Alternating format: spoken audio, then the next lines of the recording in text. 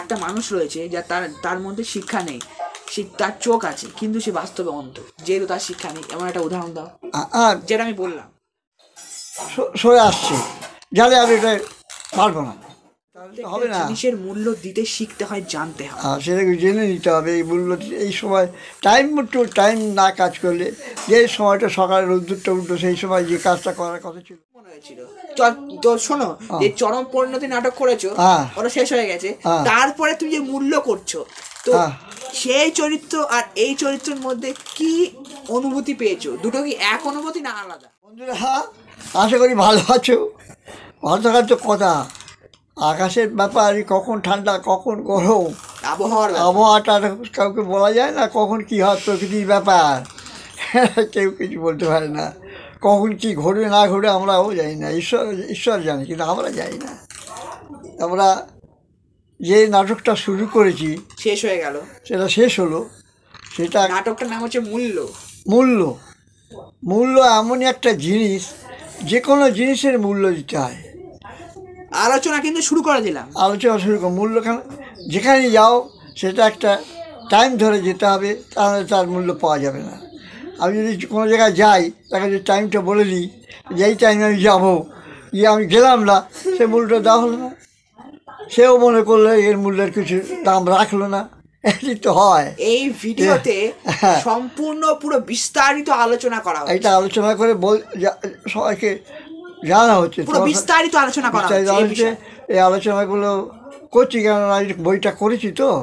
হ্যাঁ, তো এই যে মূল্য নাটকটা করেছো, এবার আমি কথায় আসি। বলো। যে মূল্য নাটকটা যে করেছো, তো সেই শুটিং এর মুহূর্তে তোমার কি মনে হয়েছিল?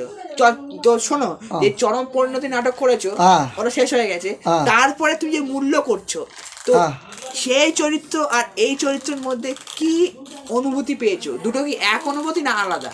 না, অনুভূতিগুলো আলাদা, একরকম তো হতে পারে না। ভঙ্গি আলাদা, ভাব আলাদা, সব রকমই আলাদা, কোনোটা একরকম হতে পারে না, কখনই হয়নি, হবেও না।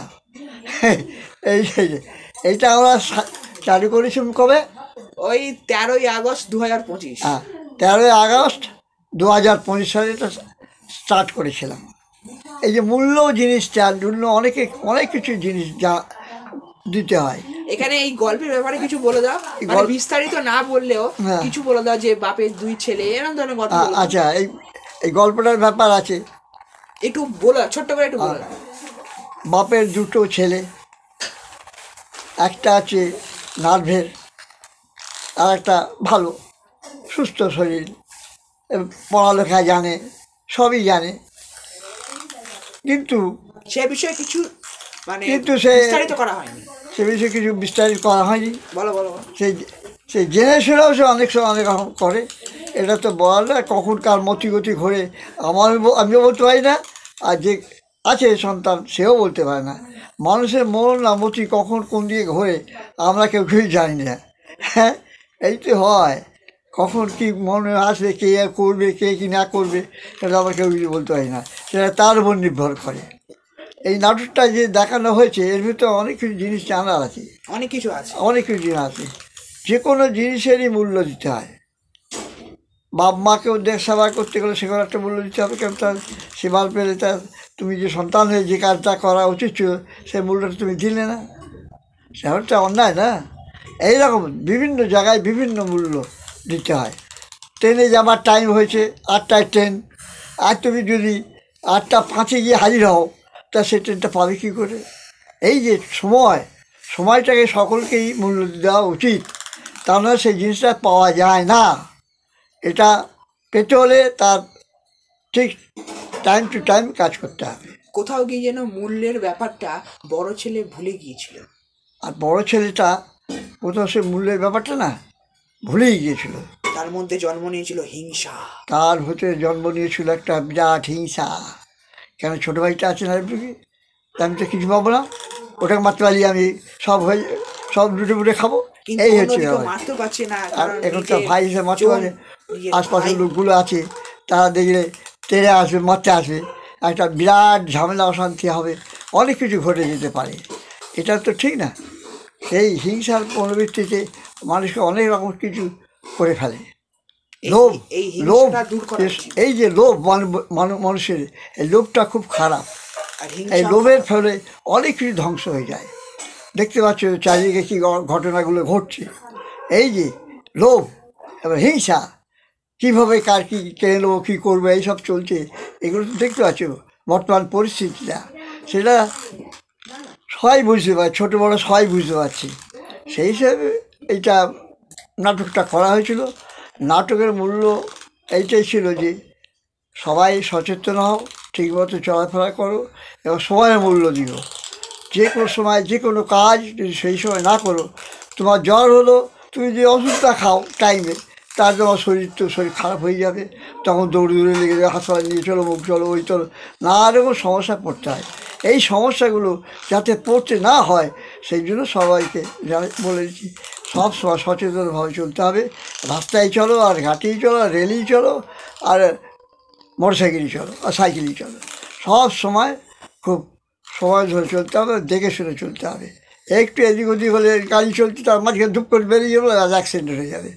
এইগুলো সব দেখে শুনে চলতে হয়। সব সময় যে কোনো জিনিসই মূল্য দিয়ে চলতে হয়, ছোটো বড়ো সকলকেই।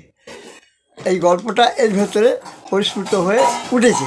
আর আমরা জানি যে এই আমাদের পৃথিবীর মধ্যে সমস্ত জিনিসেরই কম বেশি মূল্য আছে। হ্যাঁ, পৃথিবীর বাইরে তো মূল্য আছে, এই মহাকাশে তারা, নক্ষত্র এইসব রয়েছে, মূল্য সব জায়গাতে আছে, এদেরও তো মূল্য কোনো আছে। জায়গায় নাই, সমস্ত জায়গায় মূল্য দিতে হয়, তাহলে তো হবে না। জিনিসের মূল্য দিতে শিখতে হয়, জানতে হয়। হ্যাঁ, সেটাকে জেনে নিতে হবে এই মূল্য। এই সময় টাইম না কাজ করলে, যে সময়টা সকালে রোদ্দুরটা উঠলো, সেই সময় যে কাজটা করার কথা ছিল, সেই যে কাজটা না করো, তাহলে তো সেটা হবে না। সেটা আবার তারপরের জন্য যে ভোজে থাকবে। এই যে সময় যারা সময় ধরে ঠিক মতো চলবে, চলাফেরা করবে ঠিক মতো, তার কোনোদিন কোনো কিছু অসুবিধা হবে না। আর মূল্য জিনিসটাকে বুঝতে হবে। সে তার মূল্য কোনো যে কোনো জিনিসের, মানে এক জিনিসের মূল্য বুঝলাম, আর এক জিনিসের মূল্য বুঝলাম না, এটা করলে তো হবে না। সব জিনিসেরই মূল্য বুঝতে হবে সমানভাবে। জিনিসেরই মূল্য দিতে হয়, যে কোনো জিনিস মূল্য মানে টাকা পয়সা দেয় না, সবটা যেমনি মূল্য দিতে হবে, সে দিতে হয় সবাই, সম্পর্কের মূল্য দিতে হবে সব রকম। সব টাকা পয়সা নিয়ে হয় না, বাবা মাকে শ্রদ্ধা করার মনোভাবও আনতে হবে, সেই মনোভাবকে শ্রদ্ধা করতে হবে, এবং সমাজ সেবাও করতে হবে, সব রকম কাজ করতে হবে। মানব হয়ে যখন আমরা সকলে জন্মেছি, সকলকে পরস্পরকে দেখতে হবে, তাহলে আমরা বাঁচবে কী করে? এইটাই তো এখানে বড় ছেলে কি হয়েছে, হিংসার কোপে পড়ে সে তার জীবনের মূল্য সে বুঝে নিতে গিয়ে সেই সম্পর্কের মূল্য ভুলে গেছে। সে ঠিকই তো, সম্পর্কের মূল্য ভুলে গেছে, হিংসা এমন করেছে, হিংসা তার মনের মধ্যে এমন ভাবে বিস্তার করে ফেলেছিল যে তার চোখ অন্ধ হয়ে গেছিল। অনেকে বলে চোখ থাকতে অন্ধ বলে, হ্যাঁ, এটা তো তখন সব ভুলে গেছে, মনের ভিতরে কুবুদ্ধি চলে এসছে, খারাপ বুদ্ধি, কী করবো, কাকে কি ঠকাবো, ঠকিয়ে নেবো। তেমনি শিক্ষা না থাকলেও চোখ থাকতে অন্ধ হয়। শিক্ষা উদাহরণ দাও দেখি।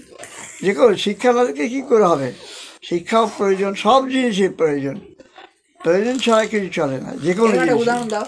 এই যে মানুষ শিক্ষা নেই, একটা মানুষ রয়েছে যা তার মধ্যে শিক্ষা নেই, তার চোখ আছে কিন্তু সে বাস্তবে অন্ধ, যেহেতু তার শিক্ষা নেই। এমন একটা উদাহরণ দাও, যেটা আমি বললাম। যদি পেটের ভিতরে বিদ্যা না থাকে, সে তার তুই বুঝবে কি করে জিনিসটা? কিরকম উদাহরণ দাও? আমি তো বললাম, তুমি উদাহরণ দিয়ে বিশ্লেষণ করো। বিদ্যা না থাকে যে কোনো পড়তে পারবে, বলতে পারবে না। বিদ্যা তো অর্জন করতেই হবে, সকলকে, ছোট হোক বড় হোক। তবে সবার সকলের তো সমান না, আর্থিক অবস্থার উপর অনেক কিছু নির্ভর করে।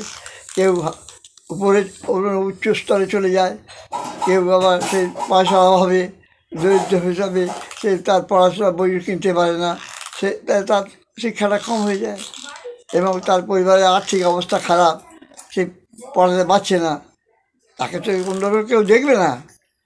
তো এইভাবে তার সকল জীবনটাই নষ্ট হয়ে যাবে। শিক্ষা এমনই প্রয়োজন, সকলেরই প্রয়োজন, ছোট বড় সবাই।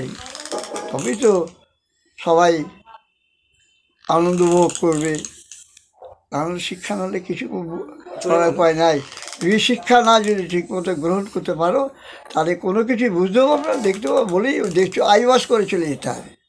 এখানে মূল্যের ব্যাপারটা কি আছে? এই যে ঘটনা তুমি বললে, এর মধ্যে মূল্যের ব্যাপারটা কি আছে? মূল্য তো সব জায়গাতেই আছে। না তুমি যে এই যে ঘটনাটা বিশ্লেষণ করে বললে তো, এর মধ্যে তুমি মূল্য জিনিসটাকে কিভাবে ফুটিয়ে তুলবে বা দর্শকদের কিভাবে বলবে? আমি যেগুলো করেছি এগুলো ভেবে বুঝতে পারবে না। এই যে তুমি কথাটা বললে, এইটা মানে কথাটা বললে তো, আমি একটা কথা বললাম ব্যাপারে, আর তুমি সেটা বিশ্লেষণ করে বললে, ঠিক আছে? এই যে শিক্ষার ব্যাপারটা, যে শিক্ষা না থাকলে সে পড়তে পারবে না, তো এই ব্যাপারের জায়গায় তুমি মূল্য কিভাবে খুঁজে পাও? মূল্যটা এর ভেতরেই আছে। কি করে বলো? যদি না সেই চোখে দেখেও সে কাজটা বুঝতে না পারে, তার তো সেই সেই সেই সেই জিনিসটা তো হবে না। সব কিছুই মূল্য দিতে হয়। মূল্য খুঁজে পাচ্ছ এখানে?